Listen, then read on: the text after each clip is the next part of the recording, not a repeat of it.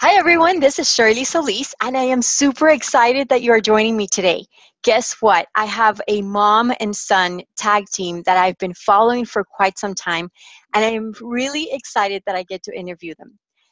When I first came across them in Twitter, I thought, these people are pretty unique. Like there was something magical about them, something really powerful, something really magnetic about the way they work together. And it's very few times that we're able to see a mom who is so radiant and alive as this mom that I'm going to introduce you to you. And in the very same alignment is her son Chase. And Chase and his mom, they just make this perfect team. She's done a wonderful job at promoting his vision and his passion for cooking, and they have this wonderful website and this wonderful mission that they're here to accomplish on the planet. And I just love the way they live life. I love the way they experience life together as a family. And I invited them to do this interview because I wanted to introduce you to them, and I wanted you to be blessed by their stories. So I'm going to go ahead and get started, and I'm going to introduce you to Mary and Chase Bailey. So welcome, and thank you so much for being on the show. It's a Hi. privilege to have you here. You're making me tear up already. I'm so bad at this stuff. He's the one that's good at being in front of the camera, not me. I always get all emotional and everything. That's so sweet, everything you said. Thank you. Oh, well, it's really an honor to have you here. You guys are huge, amazing people, and I love seeing your posts on Facebook, on Twitter, and just seeing what you're up to on Instagram and everything. So why don't you get started and tell us a little bit about yourself and your family? Well, I don't know what there is to say. I come from a big family. I have 13 brothers and sisters. I have 8 brothers and I have 5 sisters. And I come from a biracial family, or biracial, I'm the product of a biracial marriage. Uh-huh. And we have a great family. Chase is an only child, but he's got a gazillion cousins, and thankfully they all live close by. So he's never without friends and family. But we came from, I grew up in Mission Viejo and Okay. Southern California, and we've got a great family. That is phenomenal, and that just absolutely shows. So I know that a lot of times people, like people's passion and dreams, their struggles, their passions and dreams come out of a struggle that they faced.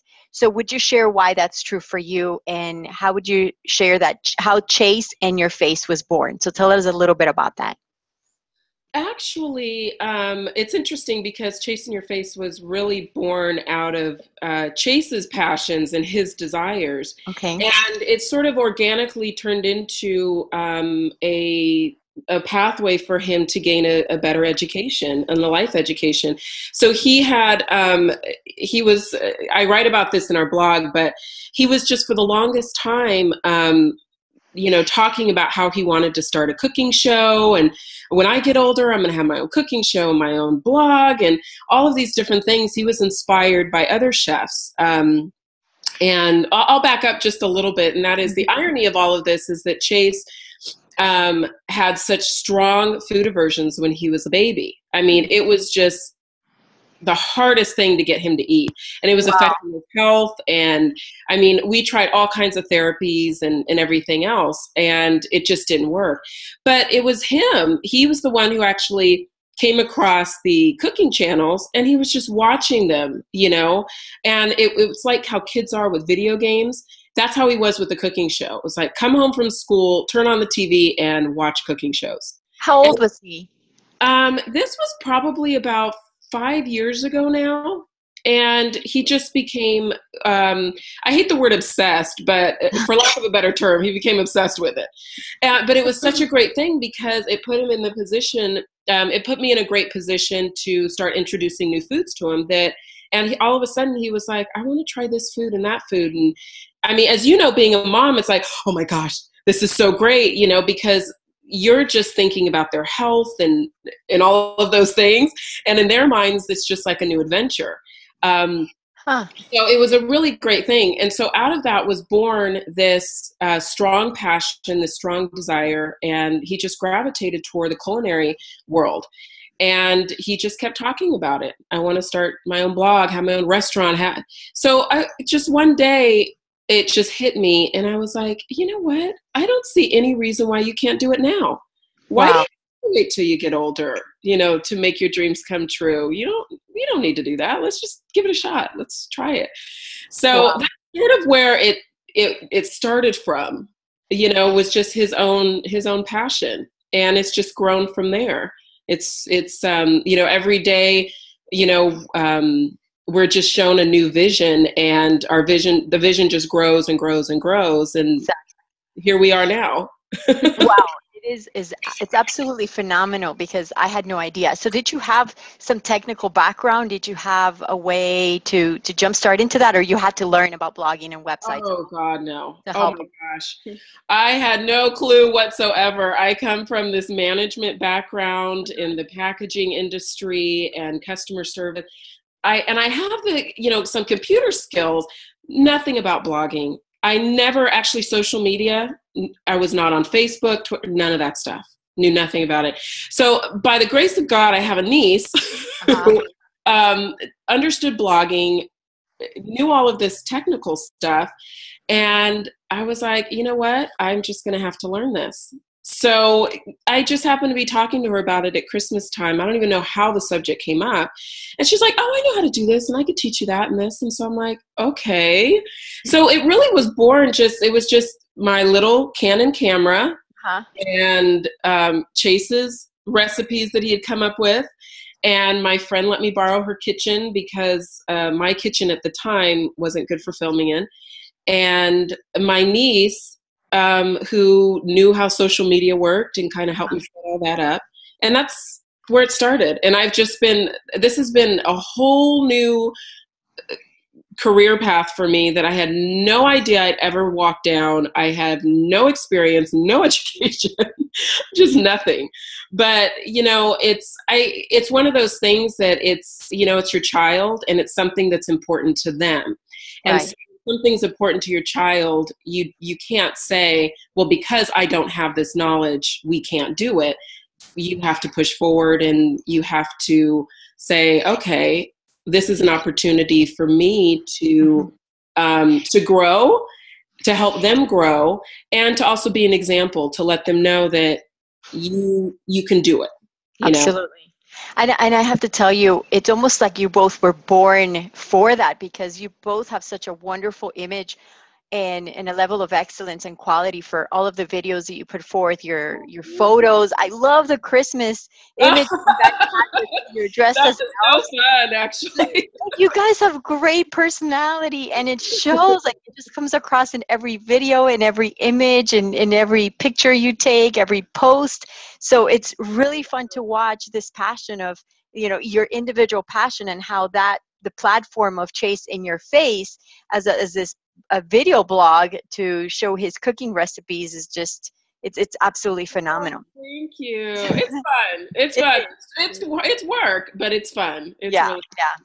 So tell me, what is the main message of Chase in Your Face? Like, I know it's the video blogging for that serves as a platform for his life curriculum, and it's his recipes that he's fun about. But I most recently saw a post on your Facebook page that was talking about your mission. So as you say that you've been getting more clear about your dream and the vision, can you share a little bit more about that?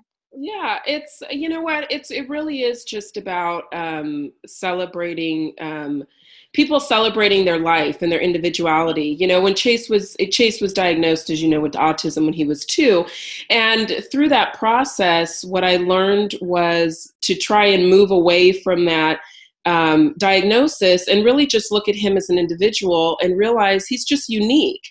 And we need to celebrate those things about him. And he's creative and fun and funny, and he's got great ideas and all these wonderful things. And so it's really just about letting people know that it's okay to be an individual. It's okay to go after your dreams, and you don't need someone to validate you in that. You don't need to be labeled. Just be who you are and celebrate that. Look at the positive in your life, and use life as an education. Absolutely. It's just a platform to educate yourself and to support and educate the people around you.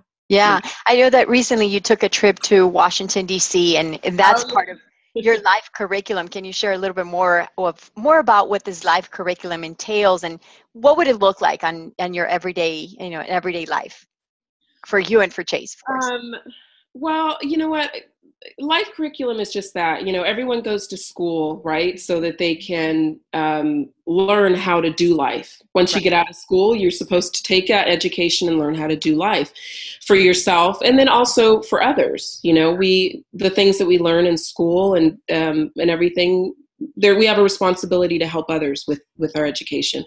And what I realized with Chase a long time ago was that it was very difficult for him to take what was in school, what he was learning in school, and apply it to real life. There was a disconnect there. It was, okay, I understand that 2 + 2 is 4, but when he got out into the real world, it was a disconnect. Like, how do I use this? What circumstances do I use this in? And that's very foreign to the typical child or the typical person. But for him, it's just, I don't get it.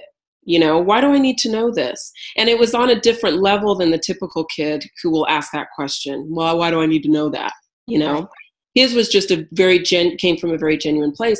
So I just thought to myself, and I realized that as he was growing up, he was really gaining more knowledge by just living life and doing Wow. life. And he'd go into school and it was just very confusing atmosphere for him. Mm-hmm. It was a social time for him, which was great. And he developed great social skills. And it's not, I don't mean to diminish, teachers and this, Sure. public school or anything like that. It's just, it wasn't a good fit for him. Right. And when I realized about a year and a half ago, I was like, you know what? He's going to be 18 before I know it. What am I going to do if we continue down this educational path? Mm. How is this going to look when he is in high school? We just can't keep doing this. And I need to make sure that he has the tools in order to do life. Wow. So that's kind of where this came from. And as we started Chasing Your Face, I realized he was gaining an education through this. It Right. was writing, and he was getting the fine motor that he needed in being in the kitchen. It was helping him with speech and communication. And, you have math in there. You have all these opportunities to learn the same thing in school. And he was gaining that through Chasing Your Face. And I thought, you know what? This is something that goes beyond just something that's fun for him. This is a Right. real life education. That And is phenomenal. that's kind of what I based his life curriculum off of, was said, okay, how can we make this, how can I really fine tune this and make this something that is going to benefit him, Right. and help him do life. Well, you have to be one tenacious mom to be able to do that, to go off the path, to go off the traditional path. Because I'm a homeschool mom myself. I've been homeschooling since about 15 years ago, and I feel just the same way that you do. I feel like you know Yeah. wait a second, this doesn't make sense to me. Like some traditional paths, I just felt like I wanted to explore and I wanted to learn with them. And Yeah. I wanted them to be able to do life in very practical ways. So I totally identify with the methods of education that you've done. And you've definitely taken it to even to its greater potential in really exploring his gifts. So I want to ask you, Chase, how does it feel to have a mom that does so much to help you with work, with your schoolwork, with cooking, and in your dreams? I feel pretty lucky, actually. Aw, I know that you absolutely would. And tell me, why do you like cooking? Because it makes me feel creative. Yes, and you are very creative. I have seen there is one picture of you, Chase, that I like from your website, and it's one where you're wearing glasses, like some Oh yeah, fun glasses, and there's three images of you side by side, and one of them you're like this, like you're a very fun. You have a fun personality. thanks. Now, what other things besides being a chef and a restaurant owner do you want to do? I want to be an actor, Okay. and I want to be a producer, a director. and a DJ. Oh, wow, you are awesome. And I am sure that you are going to accomplish all of that. Now, I know that you had an interview with different chefs. Can you tell me, Mary, one of the last chefs that he encountered? I think it was at the tavern.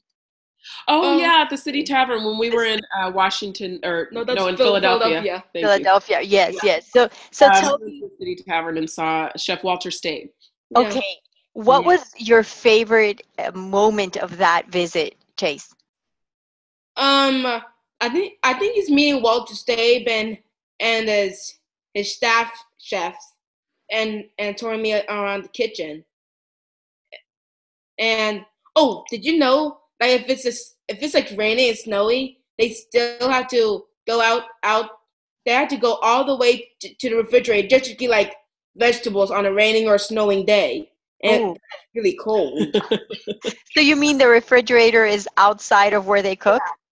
Oh, Yeah, it's a really, it was a really great trip, and that was such a great experience because you go there, and I would love for kids to get this opportunity, and make it a part of the, just even traditional school curriculum. But it's such a great place, and he's such a knowledgeable person, and he's from Germany. He knows more about our country than probably, and he's not even native, and he knows more about our country than most people. wow. And it was so great, just to see that. But the building is actually federally owned building because it is the original City Tavern, the George Washington and all of them. So it was really cool. It had burnt down, but they built it up to the same specs that it was back during that time. And in doing so, it's very limited in space where they cook. And they have their refrigerator outside. So rain, snow, doesn't matter. They have to go out there. It was just a great experience, and they have so much knowledge there about the colonial history, and it was Oh, just I love fantastic. that. It was Yeah, fantastic. our family used to RV for about 5 to 6 months at a year, and we used to get all our kids in the motorhome, and we used to just travel all over the country. And so we didn't go there particularly, but we did do all of those colonial towns Great, isn't and it? homes, and it is fabulous. I just love it. And every time I kept seeing your pictures, your updates on Facebook of all the things you were going, I just could I remember that. so much fun. Yes, it was like, remember I even wrote you and I said, hey, visit the Yeah, Holocaust Museum, and I know. And and you know what? I meant to send something back to you too, because the Holocaust, it was funny because a few months ago we went to the the Museum of Tolerance, where they have a okay. great Holocaust memoriam almost there. It's a really great place to go. So we didn't hit it up in Washington since we had limited time, but it was, yeah. Oh, how fun. Well, Trip. that is super exciting. Mary, if you were to look back 10 years, like if looking back 10 years ago, now where you are, you're at this place here, 2015, and you would look back to 2005, what would you tell yourself Oh, in 2005 that would, I know, to get you to where you are now? oh my gosh. What would I tell myself? Um, What encouraging thing would you say? I would probably say, let's see, 2005, Chase, how old were you? You were 4 at the time. So I probably would have just told myself not to worry. Hmm. I think I would have said that. I Because would you have were worrying a lot. Like there not was to a lot of worry. worry. Yeah. I mean, yeah, I think so. It was more, that was at the very beginning of Chase, going through and getting his therapies and everything else. And I think that that's probably what I would have told myself, is because I didn't, even though he was making such great progress, Mm-hmm. I really didn't know what was going to be. When you're going through something like that, you really don't know step by step what's going to happen, how your child's going to respond to certain things, and where they're going to be, and you hope for the best, but there's still that thing inside you that says, okay, how far is he going to be able to go? Is there a wall there? Are we going to that point where this is as good as it's going to get, and this is as far as he's going to go. And so I probably would have said, "Don't worry, he's going to push the envelope. He's going to Wow. keep pushing it." Yeah. And you know what's really exciting is that you have surpassed any wall.